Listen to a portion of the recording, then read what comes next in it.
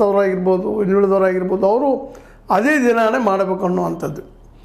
RSS ಪಥಸಂಚಲನ ಮಾಡೋ ಸಂದರ್ಭದಲ್ಲಿ ತಾವು ಮಾಡಬೇಕು ಅನ್ನೋಂಥ ಹಠಕ್ಕೆ ಬಿದ್ದಿದ್ರು. ಕೊನೆಗೂ ಒಂದು ತಿಂಗಳ ಮುಂದೆ ಬಂದು ಈಗ ಪಥಸಂಚಲನ ಮಾಡಿದರೆ ಯಶಸ್ವಿ ಆಗ್ಯದ ಅಂತ ಅವ್ರು ಹೇಳ್ಕೊಂಡಿದ್ದಾರೆ.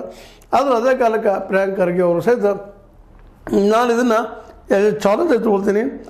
RSSನೊಂದಿಗೆ ಸಂಘರ್ಷ ಈಗ ಪ್ರಾರಂಭ ಆಗಿದೆ. ಅವರು ಆದಾಯ ತೆರಿಗೆಯಿಂದ ಹೇಗೆ ತಪ್ಪಿಸಿಕೊಳ್ತಿದ್ದಾರೆ ಎಂದು ಕೆಲವೇ ದಿನಗಳಲ್ಲಿ ದಾಖಲೆ ಸಮೇತ ತೋರಿಸುತ್ತೇನೆ ಅಂತ ಹೇಳಿದರು.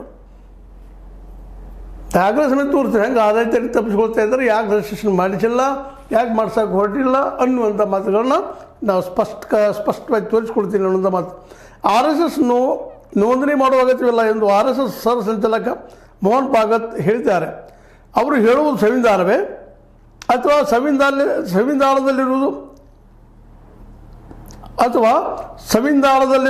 ಸಂವಿಧಾನವೇ? ಸಂವಿಧಾನದಲ್ಲಿರುತ್ತದೆ ಮತ್ತು ಸಂವಿಧಾನವೇ. ಸಂಘದ ನೋಂದಣಿ ಮಾಡಿದರೆ ಆದಾಯ ತೆರಿಗೆ ವ್ಯಾಪ್ತಿಯಲ್ಲಿ ಬರುತ್ತಾರೆ. ಅವರು ಹೇಳುವ ಗುರುದಕ್ಷಿಣೆ ಕೂಡ ಅಡಿಟ್ ಆಗಬೇಕಾಗುತ್ತದೆ. ಗುರುದಕ್ಷಿಣೆ ಬರ್ತದೆ ನೋಡಿ, CV ಮಾಡಿ ಅಂತ ಹೇಳ್ತಾ ಬಂದಿದ್ದಾರೆ, ಅದು ಸಹಿತ ಅಡಿಟ್ ಆಗಬೇಕಾಗ್ತದೆ. ದೇವಸ್ಥಾನಗಳಲ್ಲಿ ಭಕ್ತರು ದೇವರ ಹೆಸರಿನಲ್ಲಿ ನೀಡುವ ದೇಣಿಗೆ ಕೂಡ ಅಡಿಟ್ ಮೌಲ್ಯಮಾಪನ ಆಗುತ್ತದೆ. ಆದರೆ RSS ಆದಾಯ ಮೌಲ್ಯಮಾಪನ ಬೇಡವೇ? ಮೂಲ ಈ ಹಿಂದೊಮ್ಮೆ ಎತ್ತಂಥ ಪ್ರಶ್ನೆ ಇವತ್ತು ಎತ್ತಿದ್ದಾರೆ. ಅಂತಂದ್ರೆ ಸಂವಿಧಾನ ನೆನಪ ಇದು ಅನ್ನೋಂಥ ಸಂವಿಧಾನ ಚಾಲೆಂಜ್ ಮಾಡುವಂಥದ್ದು.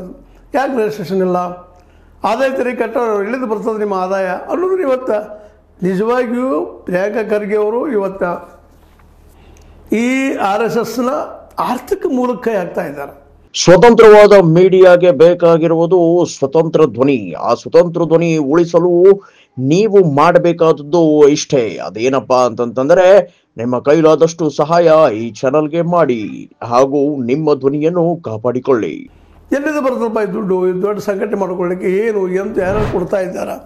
ಈಗ ನಮ್ಮ BJP ಸರ್ಕಾರ ಉಳಿದವ್ರದೆಲ್ಲ ಆದಾಯ ತೆರಿಗೆ ಬಗ್ಗೆ ಇನ್ನುಳಿದ್ರ ಬಗ್ಗೆ ತನಿಖೆ ಮಾಡಿಸ್ತಾ ಇದೆ, ಹುಡುಕಿಸ್ತಾ ಇದೆ. ಅವ್ರ ಆದಾಯ ಕಟ್ ಮಾಡಿಸೋಂಥ ಪ್ರಯತ್ನ ಮಾಡ್ತಾ ಇರ್ತದೆ. ಅಷ್ಟೇ ಯಾಕೆ ಬ್ಲ್ಯಾಕ್ ಮನಿಯನ್ನು ಕಟ್ ಮಾಡೋದು ಇಲ್ಲ, ಪಾರ್ಟಿ ಫಂಡ್ಗಳು ಸಹ ಇಷ್ಟು ನಡಕೊಮ್ಮೆ ನೀವು ನೋಡಿದ್ರಿ ಡಿಮಾನಿಟೈಸೇಷನ್ ಸಂದರ್ಭದಲ್ಲಿ ಯಾವ ರೀತಿ ಮಾಡಿದರು ಅಂತೇಳಿ.